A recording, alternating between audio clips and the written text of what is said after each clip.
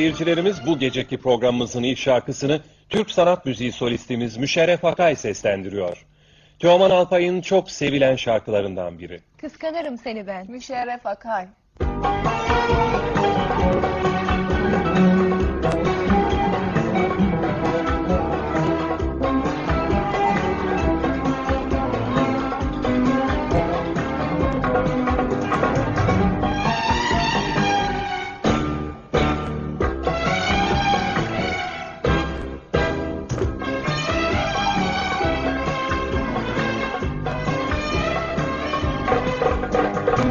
Saçın yüzüne değse elini kıskanırım.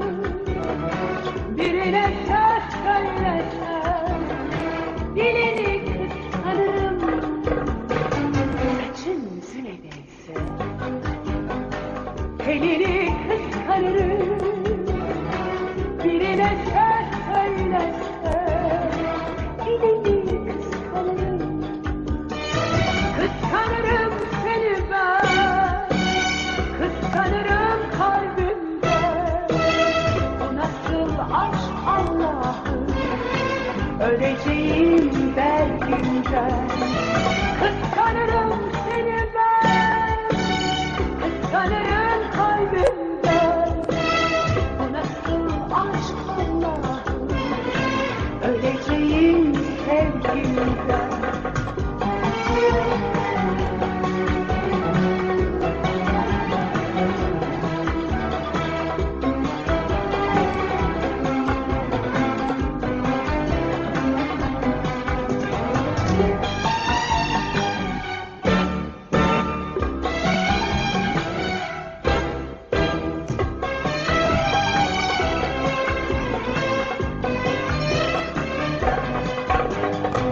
Deli ediyor beni, gezilir her yerini, okşadıkça elini, elini kıskanırım. Deli ediyor beni, gezilir her yerini, okşadıkça elini, elini kıskanırım. Kıskanırım seni ben, kıskanırım kalbimden.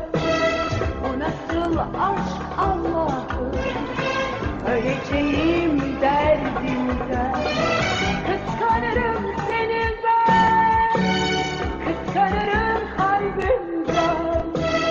Bu nasıl aşk Allah'ım, öleceğim sevgimden. Öleceğim sevgimden, öleceğim derdimden.